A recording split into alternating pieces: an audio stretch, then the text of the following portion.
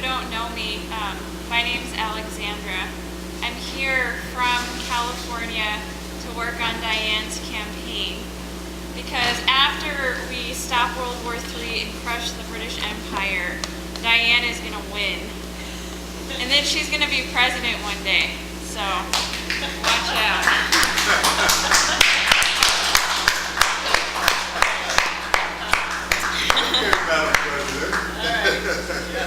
So I'm not going to fool around, you know. But, so the idea right now that's really important and fun is we're in a singular moment. And the reason that we're in a singular moment is because the moment that we're living in, which is damn exciting to be living in this moment, is being governed by two competing principles or two competing forces or space-times or whatever you want to call it. Because if you think about it, there's a great potential right now. But before I get into that, I do want to bring something up because this World War III thing, it's not just the fact that the British oligarchy wants to wipe mankind off the face of the planet. Because even if they don't, which God, let's hope they don't, we don't know how to think. And that's a real problem. And I'll give you an example, right? A few weeks ago, a lot of us set up with our political tables and talked about how Obama was about to nuke Iran. And we had this idea that if he nuked Iran, we would get World War III. And we organized and we did good work in the streets, in the Pentagon, in the Congress, you name it. We organized to stop it. And we mobilized the way we always do. And what happened was, then you had, like, for instance, Hans Blix, right? He, as most of you have probably seen, he did an interview for EIR and for our website on how the weapons of mass destruction are from 2003. It's just a bunch of baloney, et cetera, et cetera. And, you know, General Hoare came out, the former head of the Joint Chiefs of Staff. All these things went into motion. And so then finally, phew, right, members of the military go to Mr. LaRouche and say, look, we just avoided World War III. Good job, Lynn. Congratulations, right? And then what does he say? Are you a damned fool? Right? I forget the exact term. Oh, it's so sharp. Don't kid yourself, buddy. Oh, yeah, that's what he said. We didn't just avoid World War III because Obama's still president.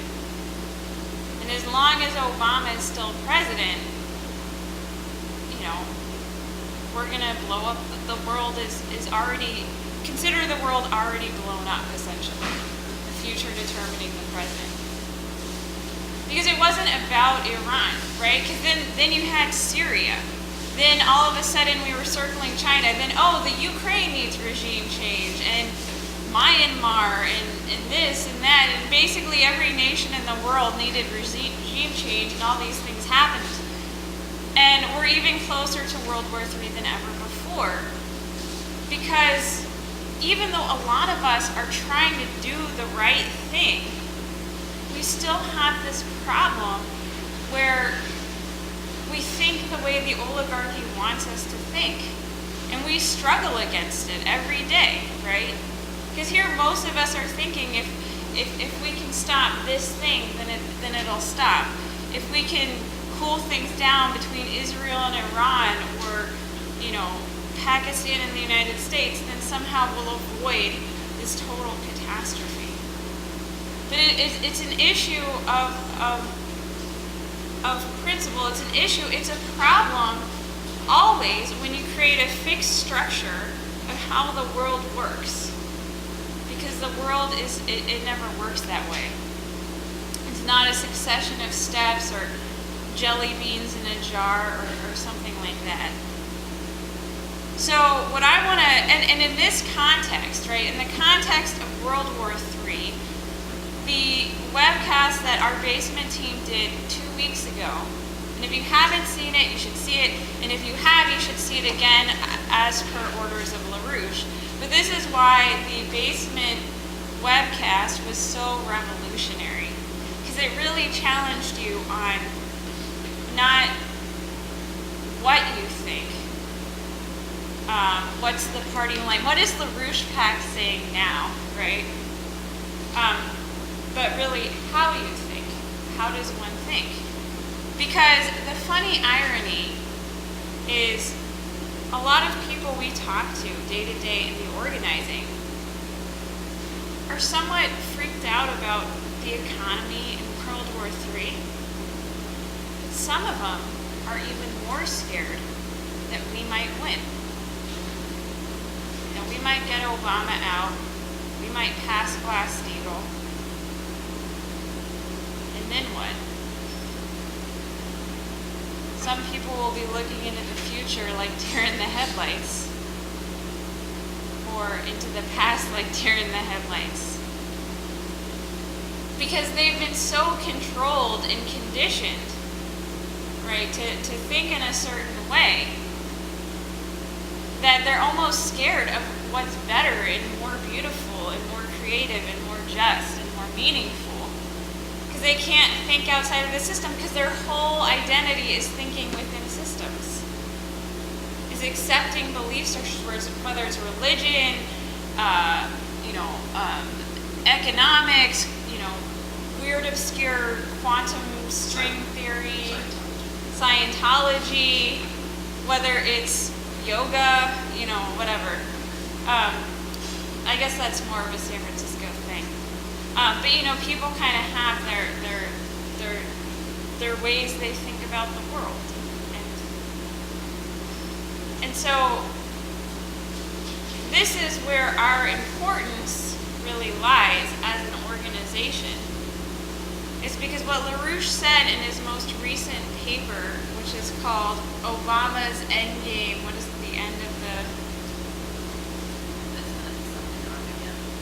Obama's Armageddon, the end of the British Empire? Yeah. What he brought up in this paper is that a scientific revolution is already knowable and is long overdue. And so this is why our basement team is so important, why LaRouche, our organization, is so important. Because we're looking at a future that doesn't even exist in this space-time, that doesn't even exist in this current system. Because what we're looking at is destroying what LaRouche calls the principle of the oligarchical system, of the oligarchy, and turning to the galactic, going for a galactic view of the universe. And when you look to that, then you start having a lot of fun. So the way that this whole class came about is in looking to other galaxies. There's been certain paradoxes that we've come up with that our basement team has been looking into. The fact that, just different things. And one of them is this idea, which Lynn keeps bringing up, which I think a lot of people here have looked over, Lynn saying, is this idea of the fine structure constant not being constant. And, what the hell does that mean? So, anyways, I want to talk about that. It'll get fun, hopefully. Before that, let's talk about the way we think about the universe now. And I read this really funny little three-paragraph article. But look, most people think that the universe is a box, right? Space, time, it just extends, right? Euclidean space, time. Some people might, this one article I read said that the universe is like a milk carton.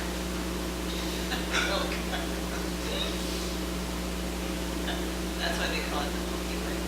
Now, it's obviously not going to be filled all the way, because if it were, then you wouldn't have empty space, right? So here's your empty space.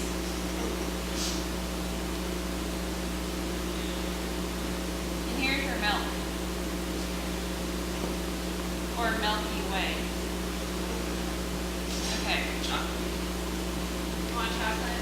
It's a Milky Way, so it's chocolate. Okay.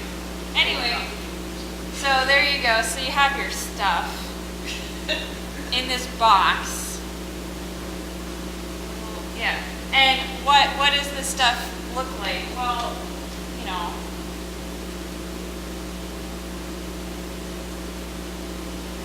if you zoom in really closely to this stuff, what you'll see is, you know, things like this. You'll see some, you know, balls. You know, they talk about balls and faster balls that are a little bit more feisty and precarious or mysterious going around them and buzzing around. And so this is the world that we live in, you know. We live in a milk carton full of balls. And some are big and some we're not really sure if they exist or not. They might be positive, they might be negative. If you look in the mirror, there's an alternate universe, right? So, okay. So does anyone object? Isn't that how you learned about the universe when you were in school? I never heard of it. You what? I never even saw that. No? But I figured that's probably the time. This is when I started cutting class. So, okay, so where does our knowledge of these things come from? Does anybody know? How did we find this out? Did somebody in the, you know, early 20th century just have a really good telescope or microscope?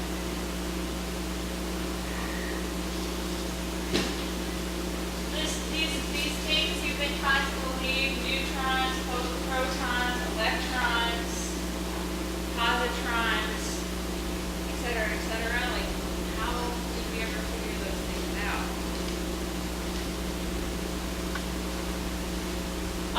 You can talk. It's not. Does anyone have any ideas? Speechless. Speechless? Okay. Eugene?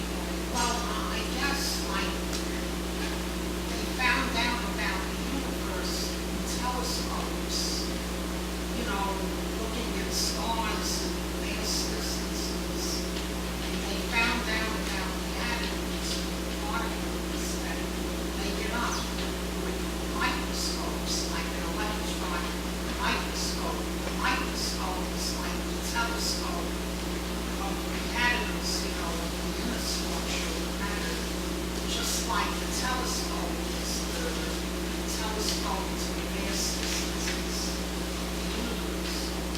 I guess they found out chiefly those methods of the Yeah. Sorry guys, I gotta check my email.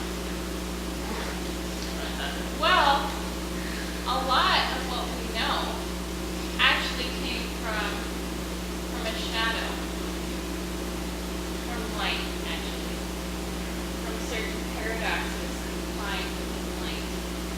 So, correct me if not.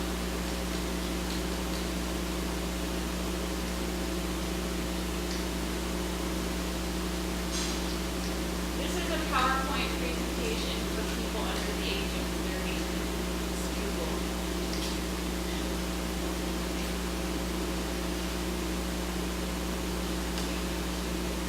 Okay. So, take a look at this video here. Just to clarify, the whole point is that there is no empty space. Yeah, that's a good hypothesis. So this is hydrogen. I think it's hydrogen, helium, and something else. But basically, what's going on is they're taking an element, they're taking the gas form of it and putting a crystal, they're heating it up and putting a crystal. And what do you notice? Look at the pattern here and then wait till you see the next one.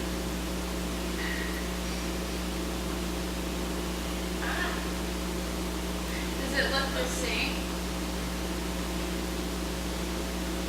No. It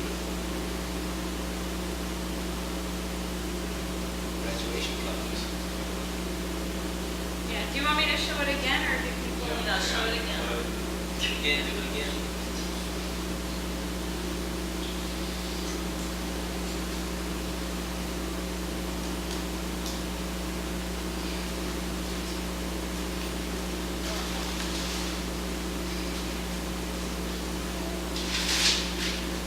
Okay, so here's hydrogen. Ah!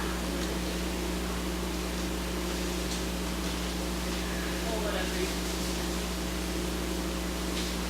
This is, that's it, heats up, whatever it's like. Yeah, so basically what they're doing is they're taking the gas, they're shining a light through it, and then through that, through a prism. So you're looking at the gas through a prism, and what it's doing, like anytime you look through a prism or certain crystals, it's letting through certain wavelengths and not others.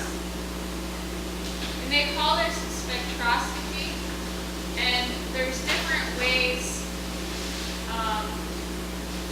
you can do it. You can heat things, you can do it through a crystal, you can do gas, there's different ways.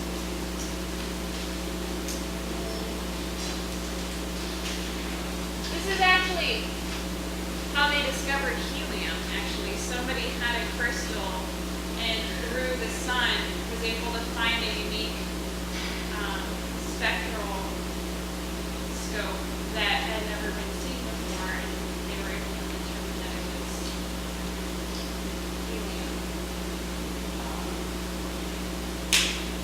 You can turn the lights on, I guess.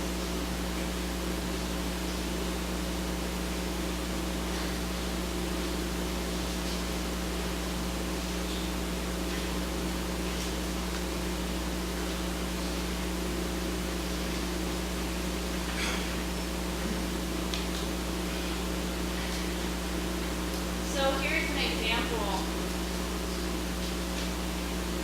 hydrogen. See how it has a very unique band to it. And every element has its own unique band. And so through this, they were able to make certain hypotheses about the elements, because they're all different. And this is how we know the composition of different stars and what their temperatures are, although there's always problems with that, nothing's determined. So you'd have, your red,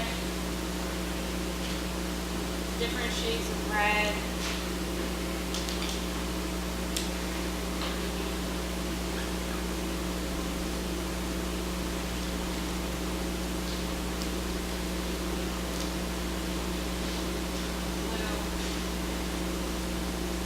But so you'd have these little spaces, right, where no light would get through.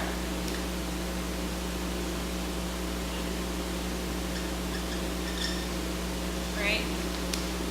Like you guys have looked at a rainbow before, it's not like a perfect, from red to orange to yellow.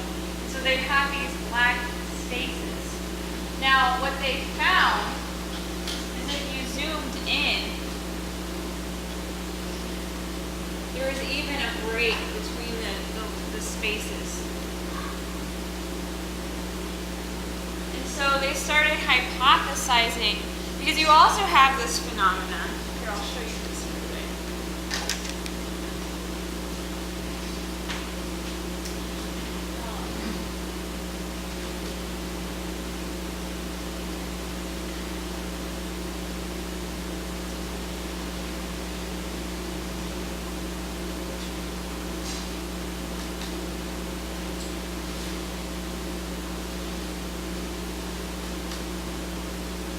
You also have this phenomenon where if you take an electron and you shoot it through a hole,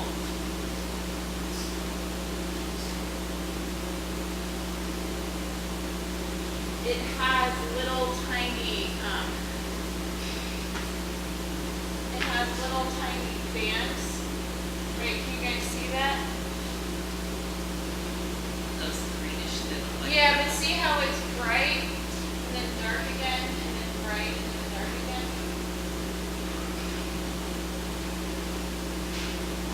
They're boundaries. What? They're boundaries, I guess. Yeah, because you think, okay, well, if you had a hole and you shot light or an electron through it, right? It would come through the hole and just be a light, right? Do you guys see what I'm saying? So, like if you shine, like here's your, you have something and there's like a hole, and you're shining a light or an electron straight through, and then it gets projected onto something, like this light bulb, you'd think it would just, Goes to the next object. right, you'd think it would just be a little hole, right, or a little light. But what you have is you have these rings. So these are the types of experiments that they were doing that led to a lot of what we know about physics, or what we think we know about physics. You know, how many electrons does something have corresponds to these gaps and these types of things. Now, I don't know about you, but crazy Australian guy. Save that for another time. Or excited Australian guy. I don't know about you, but to me that's a little bit different. These types of experiments are a little bit different than actually seeing an atom, seeing an electron, seeing a proton, and things like this. So, from these experiments, and this fine structure constant, this is where it comes from, which we're going to talk about a little bit more, but the idea that there was this anomaly in the spectrum, that you had these dark lines, and then when you zoomed in or you increased the magnetic field, they sort of broke. They had a periodicity, or they had two of them. So these are the kinds of experiments that got us our milk carton, right? So yeah, so that's that. Now, from these types of experiments,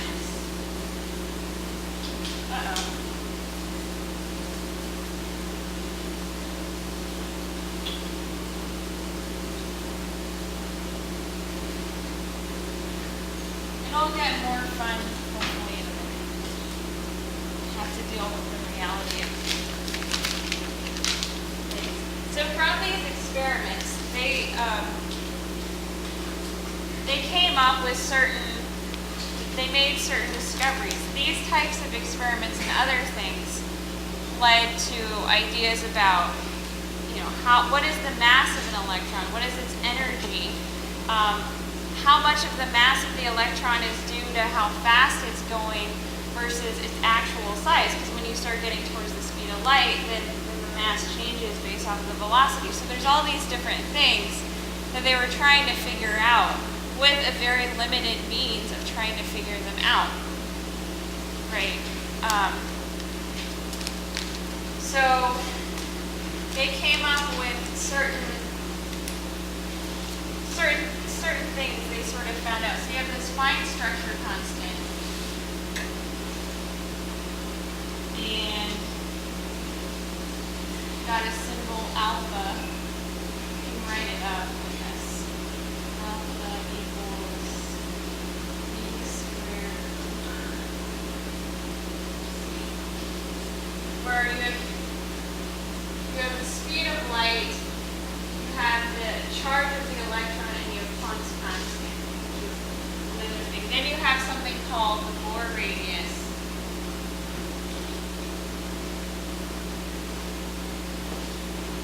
Which has its own little symbol.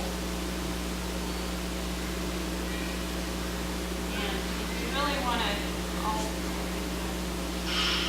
this is H, mass of the electron, light, alpha. It's from, you'll start seeing these things repeating. Then you have the Compton wavelength.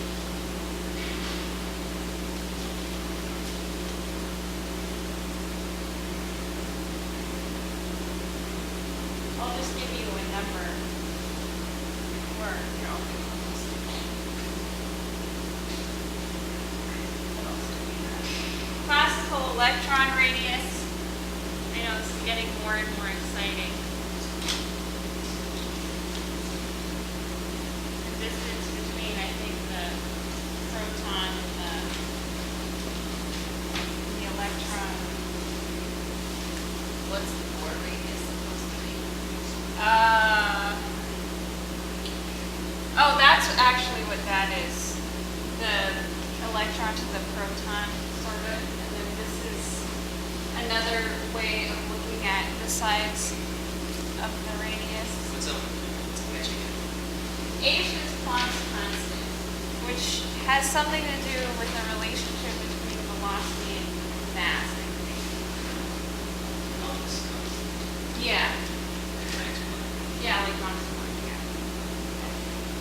Okay, then you have, oh, feel free to ask more. Yeah, the A is supposed to be, so that's how they find out the line structure. Yeah, alpha is the fine structure And kind of. that's the charge of the electron. And like, speak loudly so people can hear you. Oh, I'm sorry, Back. I didn't know. My bad. So that's the fine, the charge of the electron, which I know nothing about, over the Planck's constant times the speed of light. Is that it? Is that C? Yeah, exactly. No, don't worry too much about, it's good to get a general sense of, the forest you're walking through. So feel free to ask questions, but if you don't know what everything is, yeah, because I'm going to get to something that's more fun, but you kind of have to deal with this a little bit. Okay, so we have these different rules here. Can you read them again? Yes. If you can't hear me, I understand because I can't see you, so. You have the fine structure constant, alpha. You have the Bohr radius, which, what is this guy? Rho? No, not Rho. Anyway, California education for you. So you have the Bohr radius, which is sort of a rearrangement of what you have here with the mass of the electron included. Then you have the Compton wavelength. Now what this is the length of the electron if it were going at the speed of light. And it has a symbol here. Then you have the classical electron radius, which is just another way of looking at it that has to do with what Weber did looking at pairs of electrons, which we'll get to. Then you have the impedance of free space, which I haven't talked about yet. There was an experiment done at the beginning of the 20th century where they took electrons and shot them through empty space, essentially. They took, I think it was liquid helium or nitrogen, liquid nitrogen, I think. Anyway, they did it through temperatures of almost 0. So basically, they tried to create a situation where the electron could just be free to move in empty space. Well, what they found is that there is actually some sort of a resistance, right? There is an actual interaction between the electric properties and the magnetic properties that came into conflict. And so, even though it's an empty space, it's still almost as if it were going through something, which makes you wonder if space is even empty. But they have a formula for it, I'll spare you. But it has a value of about 376 ohms, which this is just a measure of resistance. Then, in the 1980s, you had another experiment called the quantum Hall effect. Now this one is interesting, but basically they took that same electron, put it through a circuit. I'm left-handed, this is what So the one that before was subjected to empty space, that empty space then got intersected with a magnetic field that was perpendicular to it. And it caused a certain behavior of the electron within. So instead of moving its normal way with its normal energy, it actually changed its pattern of movement. So maybe it was more like a, it changed its pattern of movement. And it also, its ability to, that basically what you found is that if you changed the current, that's this current here that's perpendicular, say a little bit, its behavior wouldn't change. And you do it a little bit more and its behavior wouldn't change. It would still have the same energy. You do it a little more, it still wouldn't change. But then all of a sudden, you would get to a certain strength where its behavior would change. And this happens, like for instance, if you're swimming up a river, right, and somebody, or say you're in a pool and there's jets, or you're in a hot tub and you're swimming against jets, right, if they slowly turn the jets to become more powerful, you're going to be doing more work and more work and more work and more work. And so the amount of energy you release is going to be continuous, right? But in this process, you think it'd be the same thing, right? If the current is changing at a steady rate, that the energy the electron releases would be continuous. But in fact, that's not the case. Its behavior, its energy release stays the same under certain periods and then changes. So basically you have 6 steps where it changes its behavior. Now, the highest step, the energy that is released is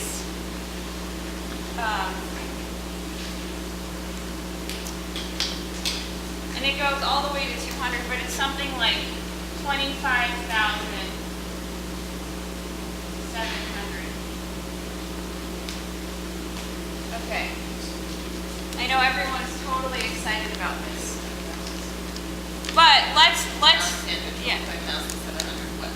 Oh. Okay.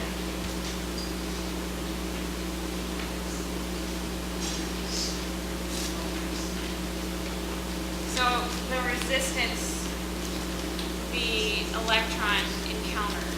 So it's not the resistance of the electron versus the current. What kind of current is that?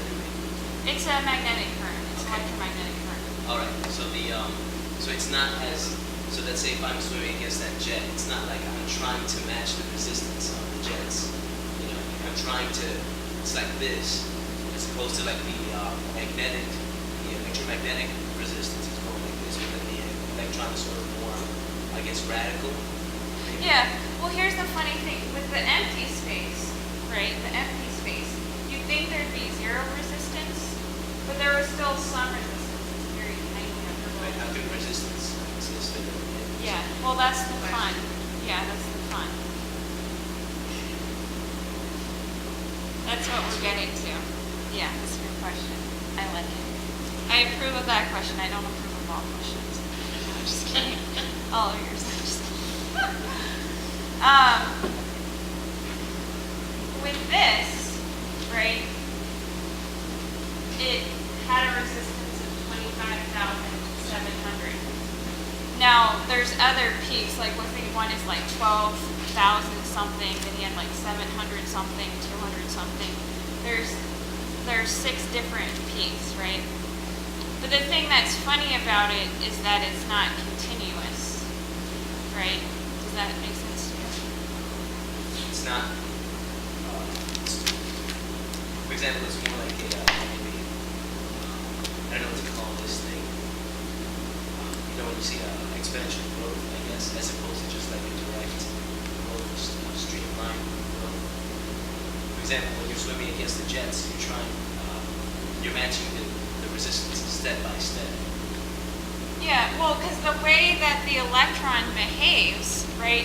If you're swimming against a jet stream or like the hot tub thing and it's gradually changing, you gradually do more and more work. Yeah, you gradually match it. But the electron, for whatever reason, still does the same amount of work or has the same amount of energy that it's resisting, right?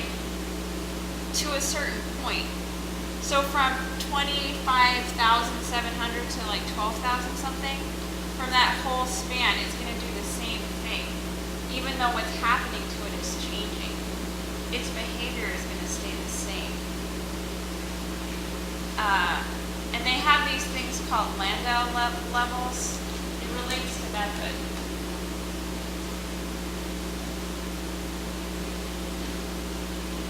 But another way to bring it up is, say you have have you ever played with a guitar or a musical instrument? When you pluck the string, right, you hear discrete sounds at various points throughout the string. Yeah, you mean when you fret the string at a certain point? The closer you fret the finger is to the picking finger, whatever you want to call it. It's got a high pitch. So, what this showed what all these experiments kind of provoke is this idea that nothing that we're dealing with is linear.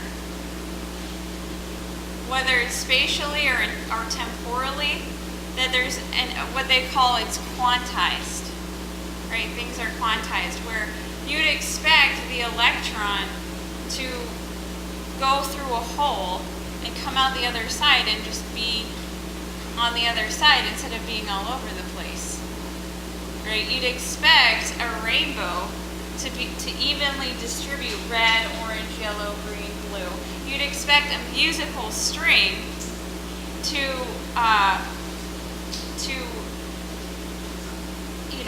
have like note, but it doesn't work that way, right? It has discrete places that aren't even where it makes a sound. And so these experiments were very intriguing to an associate of ours who was actually very important in developing the first cyclotron in the United States, the Manhattan Project. Just a genius, this guy Robert Moon.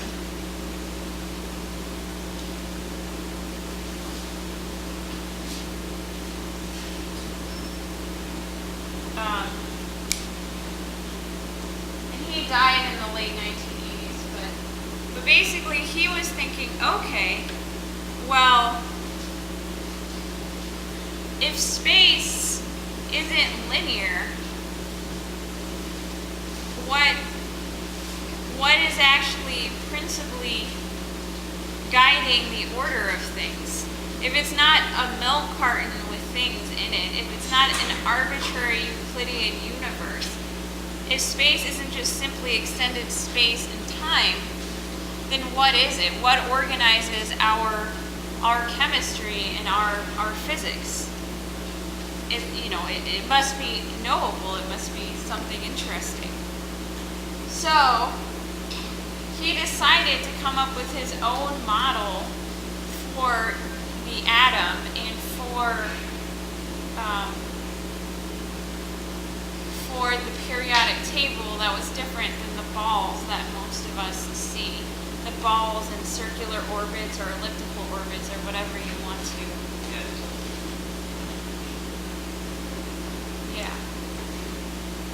Does anybody have any hypotheses about what his model was?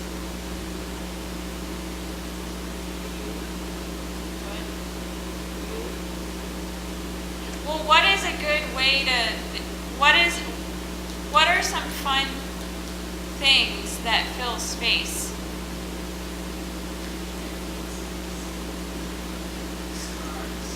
Stars, yeah. Gases. I think I know the read this stuff already, like irregular solids. Wow, you must be a supporter of the LaRouche movement. Yeah.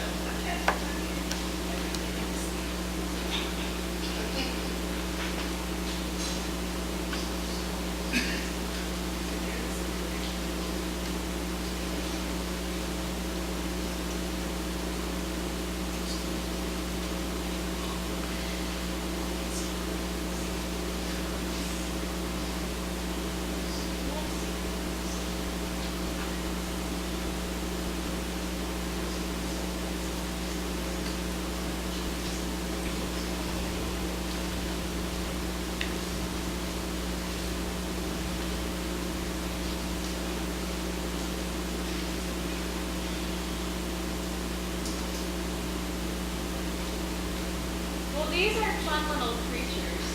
Good question. Yeah. Platonic always means derived from Plato. It can. It's more that it's a certain way of thinking, I think. Is it a Plato style way of thinking? Yeah, right. Because I always heard the term platonic love. I just didn't know what that meant. Was it derived from? Louder. Was it derived from something that has to do with Plato's works? Yeah. Yeah, well, have people seen these before? Yeah. Yeah. Probably not everyone. Who here, well, no, I'm not going to do that here. Who here hasn't? Just kidding. Okay. Okay. So, these things are pretty neat. And the way I first heard about them was reading a dialogue by Plato, a philosopher from the 400s before Christ, who basically, people forever have wanted to know what the hell makes us, right? And for a long time they thought, oh, well, maybe we're just made out of balls, right? It's sort of like what with the milk carton idea we had. And maybe human beings are made out of special balls because, we're a little bit more special than, the dirt under your shoe. And, there's different hypotheses. Shots in the dark. These things, what makes them unique is that every single one of them fills space, right? Like obviously if you took a bunch of cubes and stacked them on top of each other, they would fill space. They also, well, what else do these things do that's cool? People can just shoot it out. They divide a sphere evenly, right? If you inscribed or circumscribed a sphere, it would touch either all the vertices or the centers of all the faces, right? Do people know other things that are cool about the Platonic solids?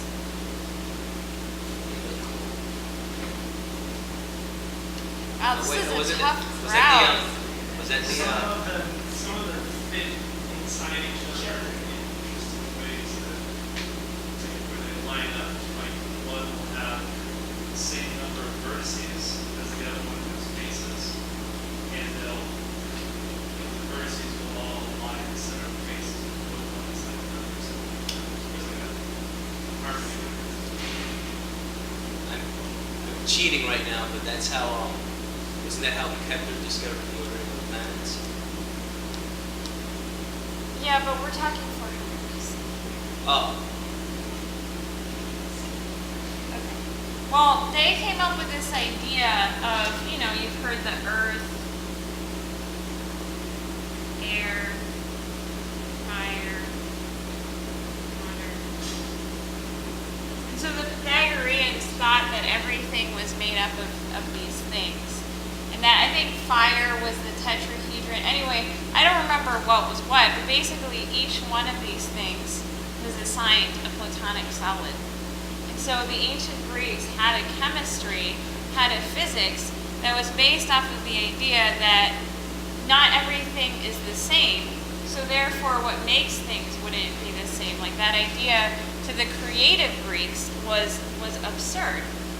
Right? Why would everything be made out of a ball that's the same as every other ball. Like, that's just stupid. And and people who came up with that idea later, it was just an operation. Anyway, so you have these platonic solids. Now, there's things that are kind of neat about them, which we could look at really quickly.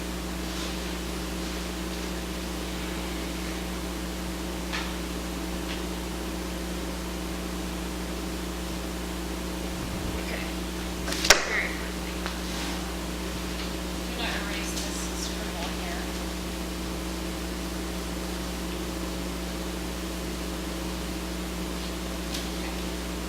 So, you have the cube, you have the tetrahedron, octahedron. What else do we have? Well, other than meaning to start there. The hedgehog. The what? And what's the other one? Icosahedron. So we're going to look at the sides, vertices, and edges for all of them.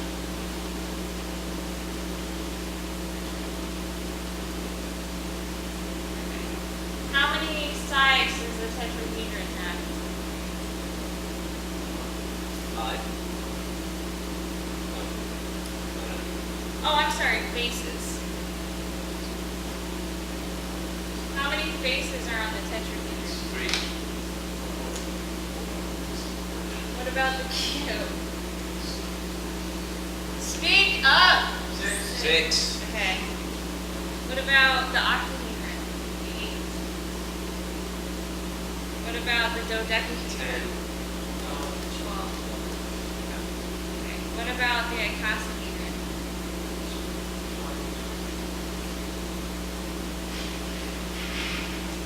Okay, how many vertices? 4.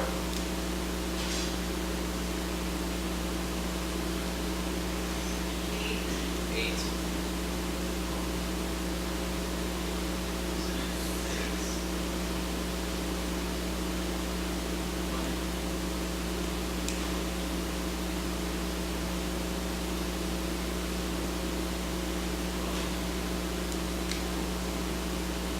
Okay, what about the edges?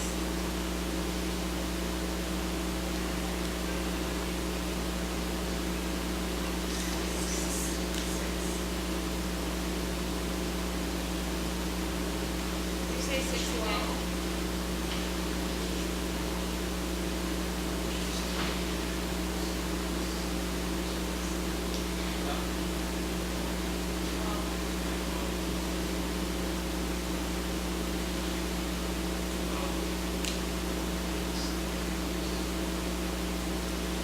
Wait, no, 12 for the dodecahedron. How many edges?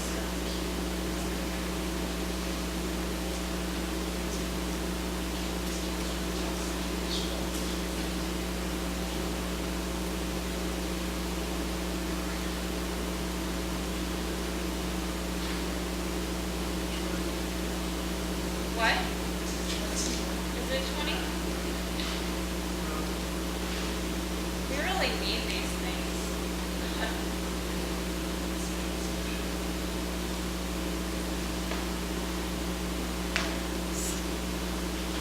All right, everyone talk to each other and figure out who wants to.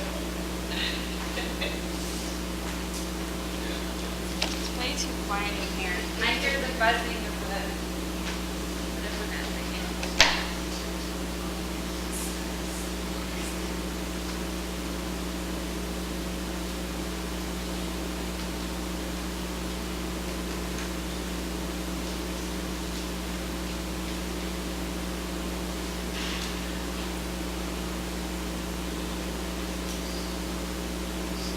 Oh, shoot.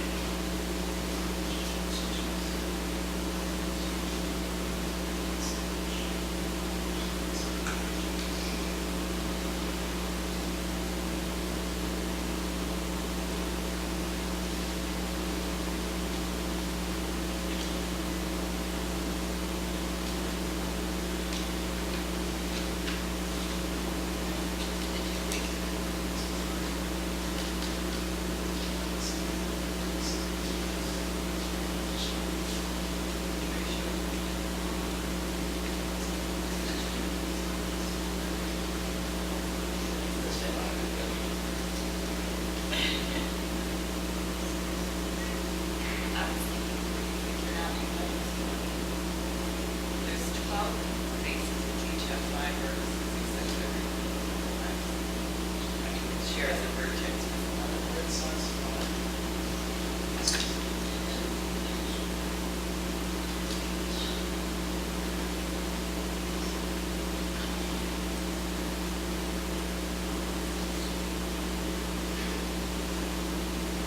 Wow. That came up. The deck is 30. 30. That's pretty exciting. 30. 31. Wow.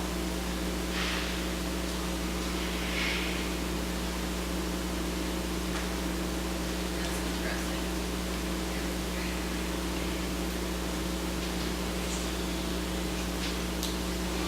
Maybe we didn't yell it out so she writes it on the board.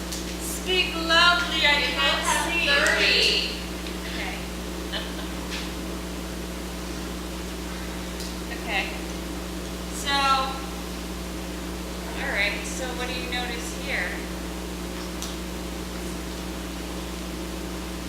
Remember what Scott was saying? How you can fit some within others? Right? Okay.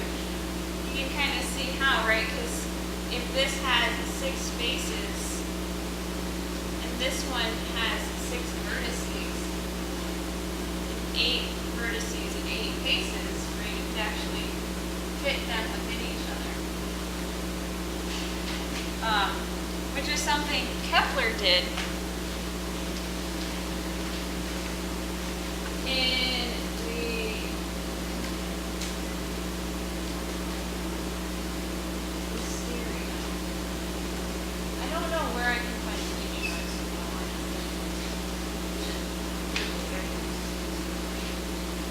Very agree with what Kepler anyways.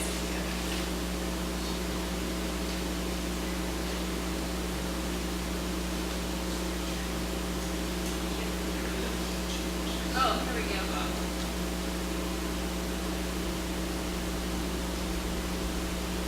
And he did just that to, as a first hypothesis of how the solar system works. Because remember how we brought up that you take a sphere and put it on the inside of one and the outside of one? And so basically what he was able to do is the spheres of the orbits of the planets, he was able to put within them platonic solids, and then within those platonic solids. And so that each orbit had its own solid, and it related to the orbit before it and after it in a harmonic way. There's different proportionalities in terms of numbers and things like this. Now, this wasn't his final hypothesis. Within this system, he derived a musical, an audible system to get a better sense of the principles at play. Because the planets are in motion, right? And they don't just exist in space, but they exist in time, which is really one thing. So it's not a final hypothesis, but it is very fun, right? This idea. Now, let's do one more thing. What happens if you take the vertice of 1, you minus the amount of edges it has, and you add and then you add the amount of faces it has. So if we take the cube, 4 minus 6 plus what? What do you get? 2. Okay. Somebody do it for the icosahedron and tell me what they get. 12 minus 30.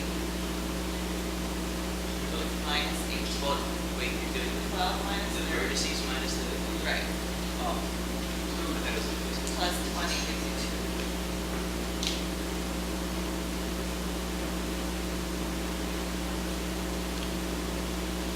Okay.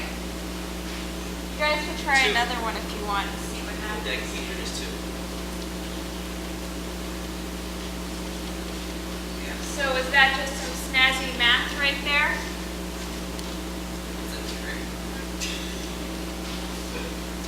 It's an anomaly. So we're going to take 2. It's one of our fancy numbers. Now, we're going to come back to this. Remember the platonic solids. Remember 2. Remember how great and awesome they are. Now we're going to go back to all this stuff. And if you think it relates to the number of 2, it doesn't, because then that would just be too easy.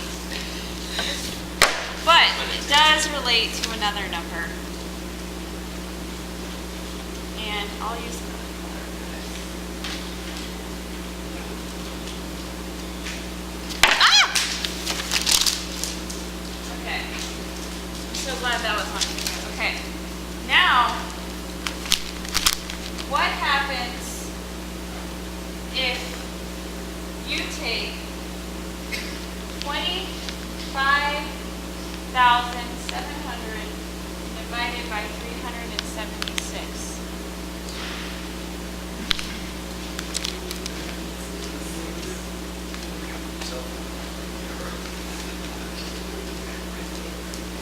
Around 8,000. It's around 8,000. 25,700 divided by 376. 68 something. 68 point what?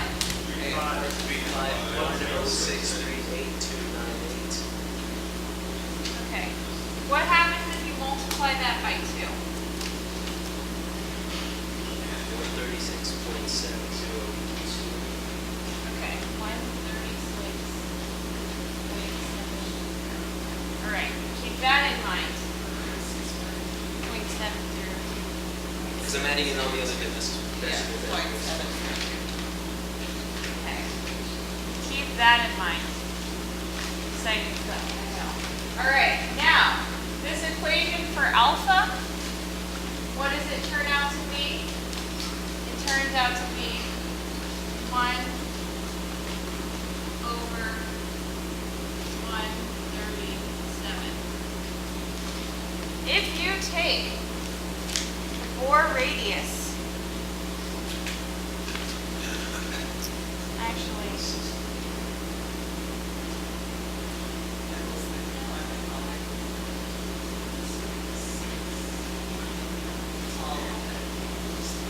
if you take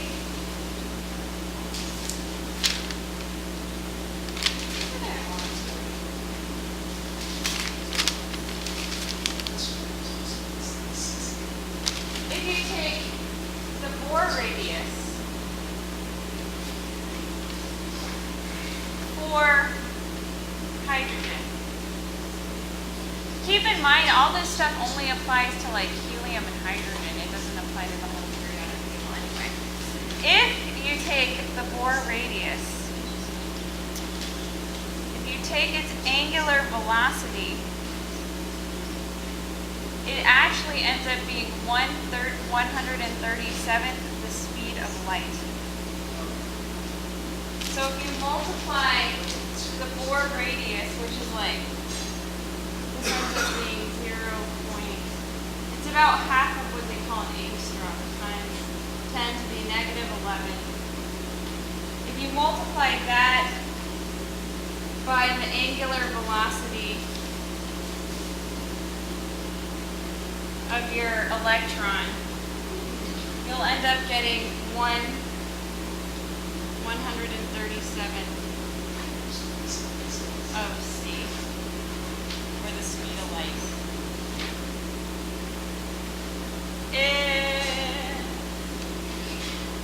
If you take your Compton radius, which I think is like 10, right, it's kind of bigger. Times, so if we do 2 pi r, if you multiply your Bohr radius by 137,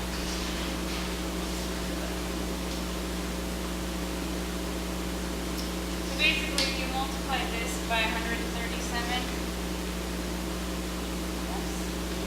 you get the Compton wavelength, or you get the Bohr radius, I'm sorry. This thing, constant wavelength, you said, was the length of an electron at the speed of light, or the length of Yeah, exactly, yeah. So if you multiply that by 137, you get this, you get your Bohr radius.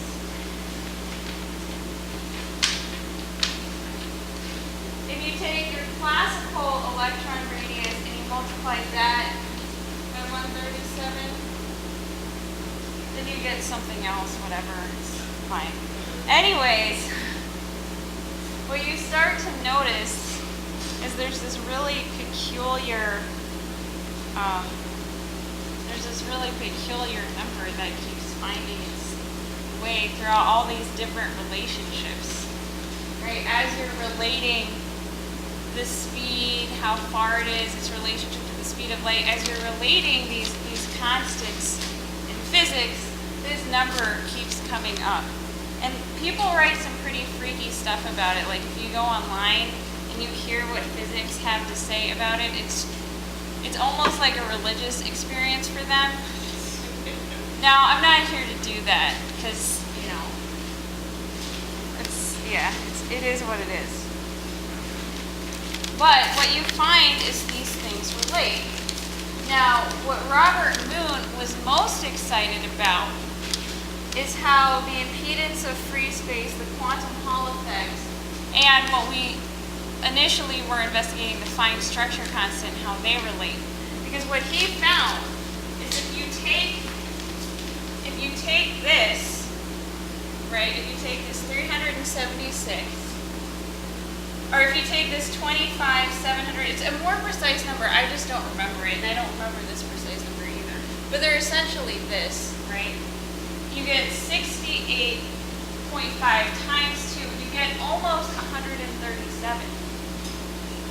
And you think like, oh, okay, well, isn't that a little bit of a stretch? You get a number times it by 2 and then you get 137. Isn't that a little bit of a stretch? But think about this. Think about the platonic solids. They had a relationship to 2. Think about this. There's more even-numbered isotopes than there are odd. Because electrons like having friends.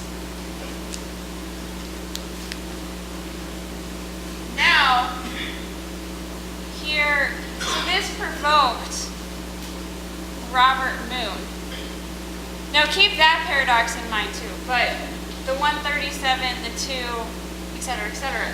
So Robert Moon, this phenomena, but in a little bit more, in a deep, profound sense, because he's a genius, provoked him to do this. It provoked him to... Just so that I'm not lost, so the number 137 is, what's the word, like reoccurs in all of these equations. Yeah.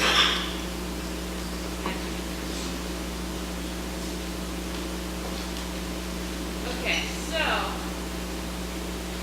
Robert Moon, who dealt, because you actually, the impedance of free space comes up with radio tuning. If you tune a radio, you have to tune it slightly off. And he goes through, when he was looking at conductors and these types of things, it was something he played around with since he was like, 5 years old. And this is a really fun article, people should read it. This is a good person. Here's some images of the quantum Hall effect. But basically, he decided to do something very similar to Kepler, actually create a platonic ordering for atomic structure. And you can see an example here, right?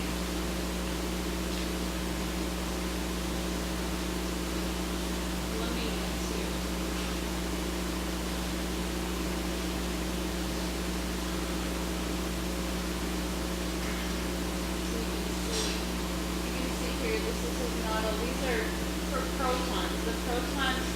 except for the lower elements, the protons are placed on the vertices of the platonic solids.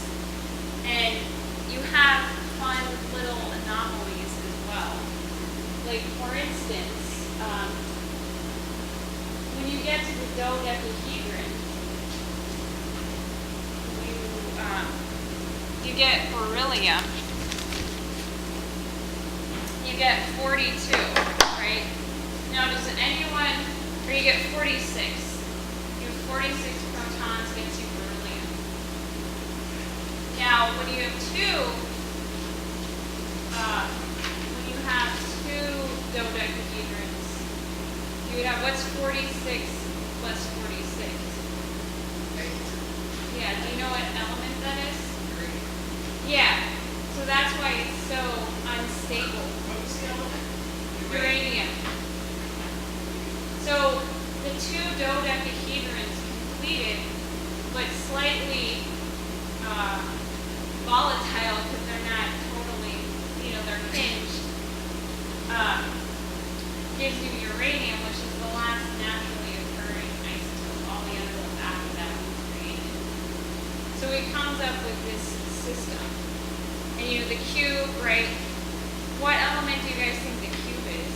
It has 8 vertices.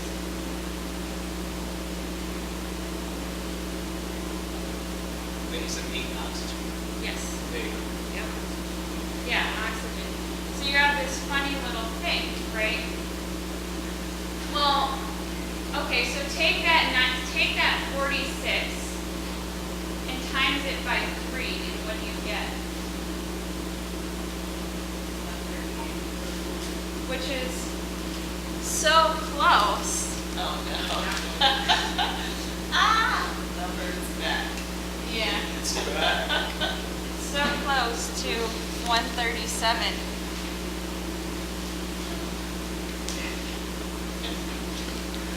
And alpha particles or tetrahedrons, there's a lot more fun stuff, but So he's using platonic solids as a foundation for, foundation for chemistry. Something knowable. yeah, something knowable, not arbitrary, right? Because a milk carton, an empty box, they can go this way or that way or So that like, way yeah. or that way. It's totally arbitrary. Balls buzzing around each other, totally arbitrary. Why are we here, man? Why are we even here? So here's another article. So you can see examples of oxygen. This also goes into spin, because a lot of this stuff came up because of this phenomena of spin. The spin of the electron, the spin of atoms, right? How much does the spin contribute to the mass? How much does the mass contribute to the spin? I mean, these things did come out of real physical paradoxes. They just didn't know how to have fun with them. So you can see this thing is building up. There you have your alpha particle inside of oxygen. Then, okay, so here's the model. Here's everything. Here's your 46 right here, your beryllium, right? Now, when you're looking at that, he calls it the axis of the universe, because you can actually take, everything fits together a little differently than Kepler's universe, because some of them are faces going with vertices, etc. There's basically an axis where you can rotate the whole thing symmetrically. Everything is symmetrical, and it was actually very hard to find that, ironically enough. Now, okay. What else do you notice when you look at that? Do you see any other shapes? Is there like looks like a kind of a circle in the very middle or something. It just not in this.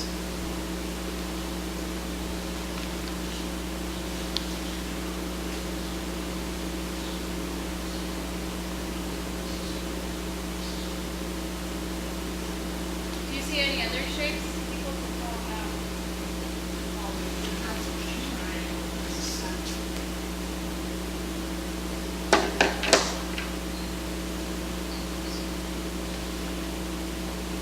the, Do you see any two-dimensional shapes? triangles. Triangle? What else? Yeah, you see a hexagon.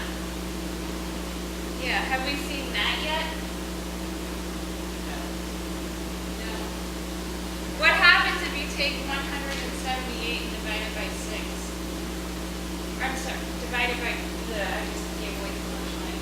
If you divide 178 by 23, you get 6. What's So- the significance of 178? Yeah. Well, here's the thing. Have people ever seen graphene? Yeah, it's a 1-layer thick of graphite. Let's see if I can-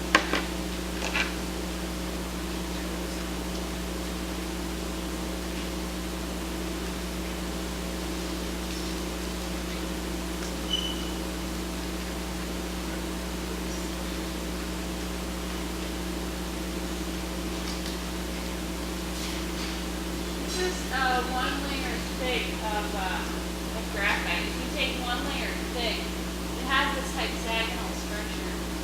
This is just kind of cool. It's not really anything that you totally complain about. But what Moon pointed out, and what his hypothesis was, is that electrons like to travel in groups of 170.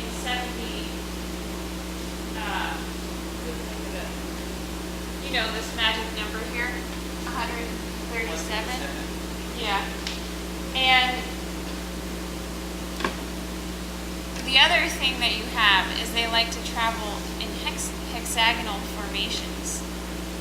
And so in the two-dimensional sense, when you're just looking at the electrons, which a lot of these things are just looking at the electron, when you look at the electron, or the impedance of free space in the quantum Hall effect, they're only looking at the electron. They're not relating it to the other parts of the atom, like these other equations. You still get the 130, you still get the 137 in the two-dimensional thing.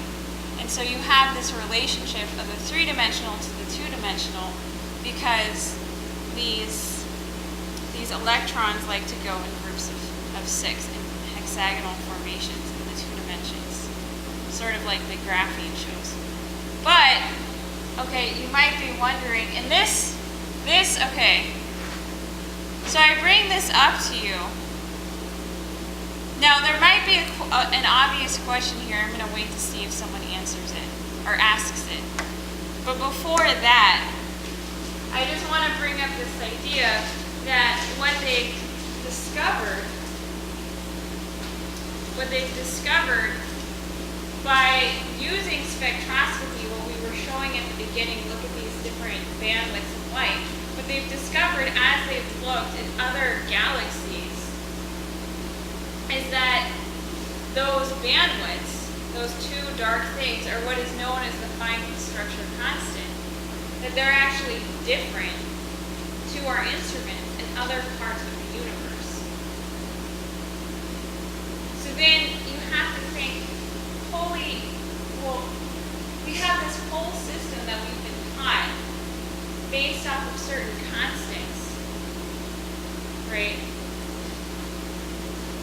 And they're not constant, so what does this mean for how everything relates? Like a good example, everybody's looking for life, an Earth-like planet, right?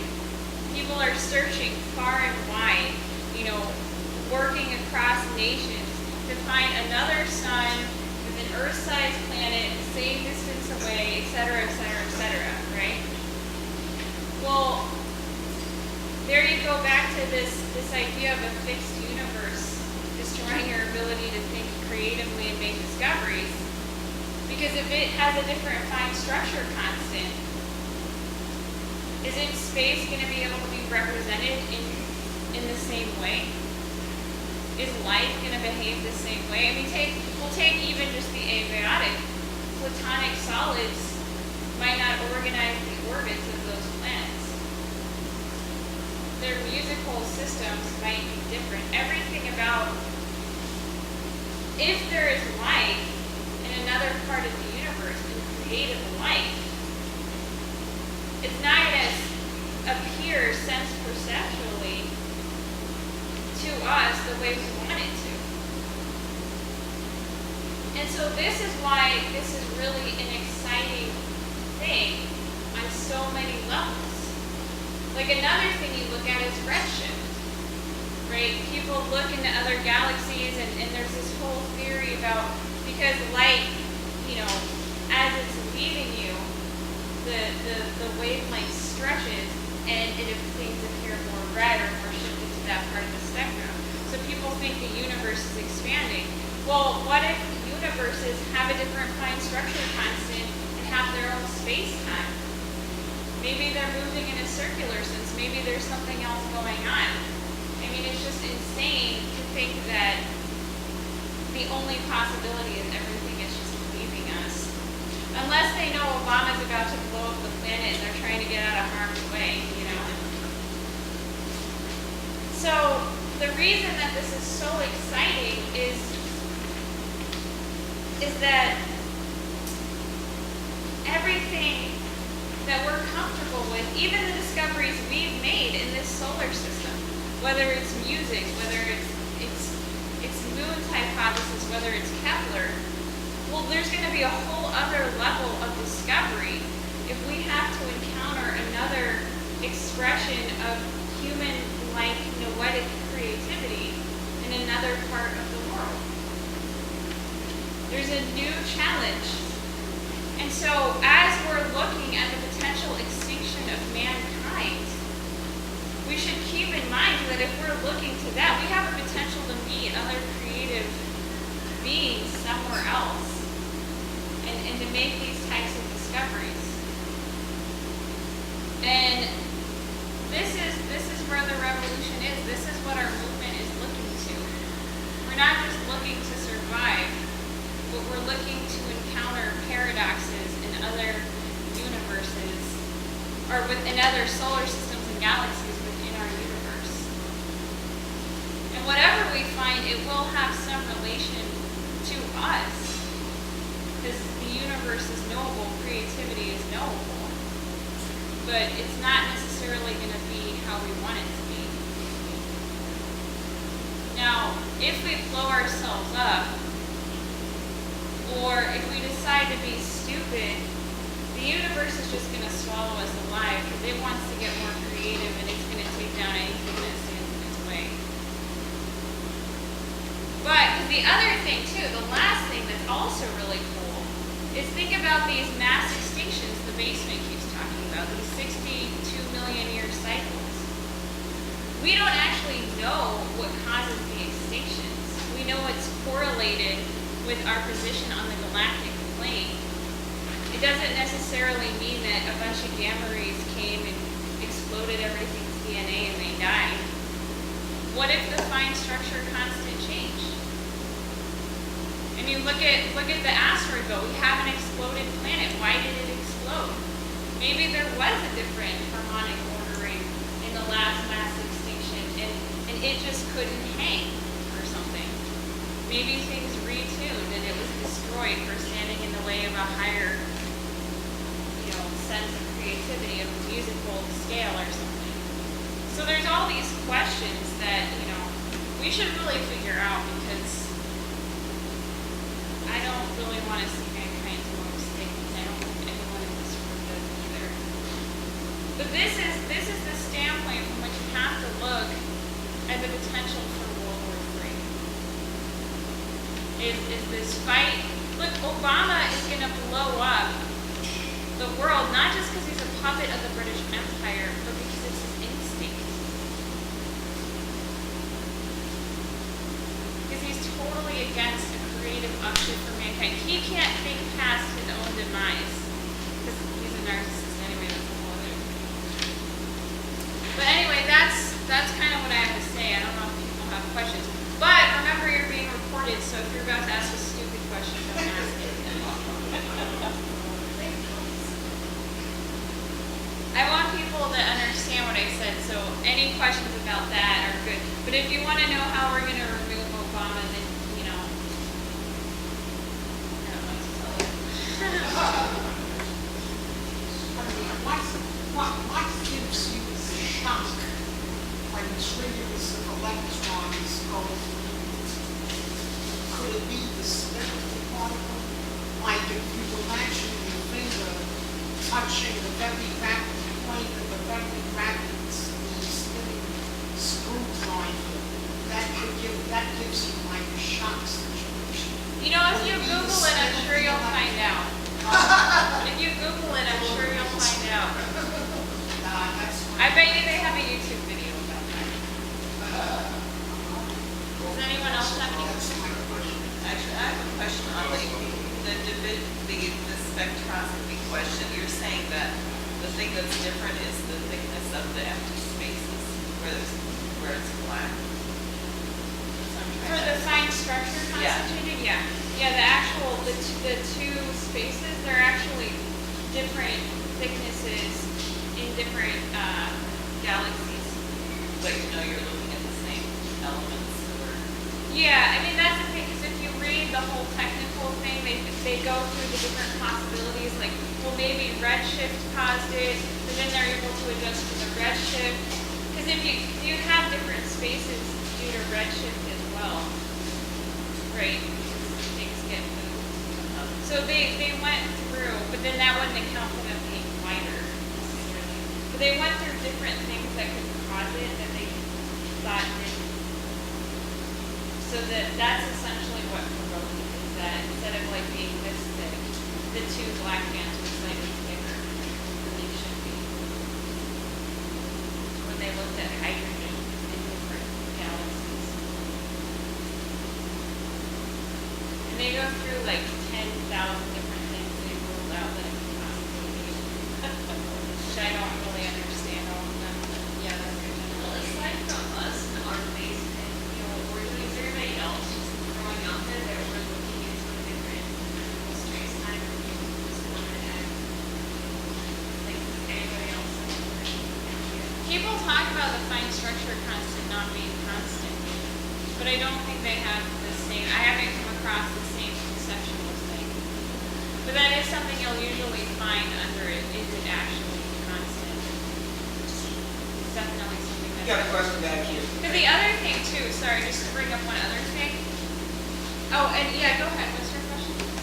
Well, it's more of a thought or a theory than a question, but, so, I've read that when you combine the fact that we have been able to artificially create elements with the fact that, yeah, there is definitely a fine shift that has been noticed in other galaxies and other parts of the universe, that a potential answer for that is that we actually don't have a solid understanding of all the different elements of building blocks themselves.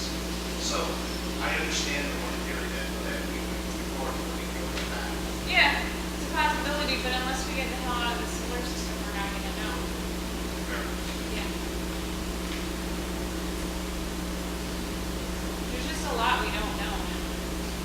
It's funny, physicists are funny, because honestly, when I was in college, I was really scared of the physics department because most of the people that I knew who were physicists were into like bondage and S&M, really serious things. Just think about it.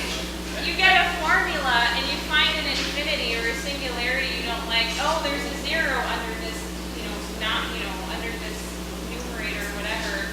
Oh, it must mean there's a black hole and something sucking all the energy out of the universe. They come up with the most pessimistic hypotheses possible. I mean, that's how you know you're controlled by an oligarchy. Because there's something you don't understand and it has to become dark matter, negative, blah, blah, blah, alternative, blah, blah, blah. And actually, one of our co-workers, Larry Heck, he's actually going to be doing a lot of really breakthrough stuff on the fact that, for instance, when you look at this configuration of 137 electrons, they might not all be existing in the same space-time. I mean, there's just a lot of paradoxes that come up. Or certain things like positrons, positively charged electrons. That might just be a bunch of baloney. That might just be electron pairs acting differently at different moments, because there's times when things attract and when things repel and stuff like that. You But have a follow-up question? oh yeah. Actually, there's an answer to that. Electrons are what we call, in terms of magic, as we don't have the answer. That's what it's going to be. Well, this guy, Larry, that I work with, he was bringing up the idea that this idea of time reversal, that things that actually go faster than the speed of light, things might just be moving in a different direction in a different space-time, but it might be the same thing.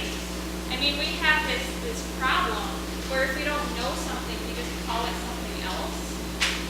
Especially with electrons, because they tend to be singularities. Like, we don't really know. Like, for instance, take the whole wave particle thing.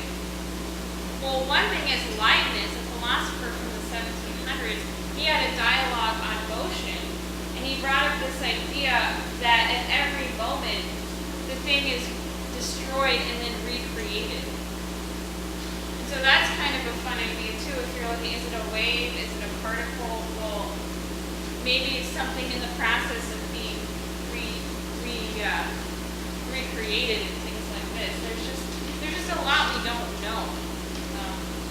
But it's just very bizarre how we just want to oh, we don't understand this, well, it must be something else. Or maybe it's just one thing that we just don't understand. That was the point that I was trying to make, was being a little satirical about it. It's exactly what we're trying to do. Yeah, that's the fun. That's the fun. And that's how you really get at the fact that our minds are controlled by an oligarchy, by an empire. Because we Two other should questions. really be. Well, back then, I was reading about imagination is the most valuable knowledge. And I was just thinking, to imagine things, to create things is, for example, like magnetism has different frequencies, right? You can pick up metal with a magnet. You can't pick up paper with a magnet with different frequencies. An object, pick up that paper. The other thing is to do with your imagination. Water in your body, like biology. It's interesting. Imagination plays a part. It's like an ether. It's out there. It's just it's a mystery, but it's interesting. That people should be encouraged to do all kinds of experiments. Fix things. Somebody says something, and you use your creative ability. You want to be done. Yeah, that's why Einstein played the violin and he didn't just play the same two notes over and over again. Wait, Natalie had a question. Yeah, I'm just curious because I hear a lot about harmonies, and About what? I hear a lot about harmonies being discussed, mostly scientific work, and I was just curious how that might relate to truly classical music, for example, works that Bach, Beethoven, or things like that. There's a certain method of composition that's similar. The process is similar in minds of scientists, and I was wondering, what exactly is the quality? What exactly is the quality, and also, I think if you could elaborate on the actual science of how they wrote music, and also how these scientists expanded on their work, or how they developed their work. You can do a side by side. Well, that's why Bach is so important. And his works, the well-tempered clavier, the art of good music, because And he wanted just to know. And just to add, as opposed to the culture that we're in now, that it's just these notes that we hear, these emotions that we get. It's almost like people are aware that it's an addiction, but they feel like it's something they need, as opposed to an actual science, something that comes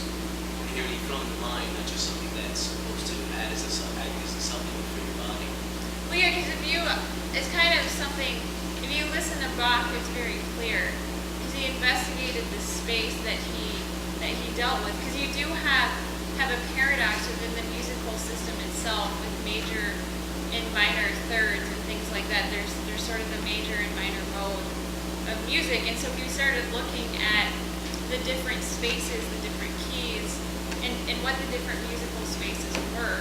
And then you can, once you figure that out, you can also just, once you create that quote unquote idea of a system, then you can break from it, right? With the, you know, Fa sharp or something. But the more important thing is, I mean, look at today's music. Everybody writes music now. It's just like empty space, an empty mind. You know, you smoke a joint, you play your guitar for hours, and somehow, but there's nothing, it's just totally arbitrary. You know, you listen to jazz and it can just go on forever and ever and ever. You have no sense of a resolution. And then how does that affect your mind? Oh, there's no purpose in life. Because I'm a bass player that smokes a lot of pot and eats a lot of Ben and Jerry's, and I can play this song and it never has to end, there's no purpose in life. It's just really awful. Right, so that's, and ultimately that's the difference maybe between, I guess, romanticism and classicism. Is that Yeah, if there's you're a- having an emotion that involves yourself, then you know it's not classical music. If you can't take yourself out of it, you know, today's music, it's to fit your emotion. And also I was wondering how could you know, light the spark of genius in someone's mind when listen to our genius? Because I Hey, stopped were you believing. supposed to come out and organize with us today? I didn't think. No. Well, that's how you do it.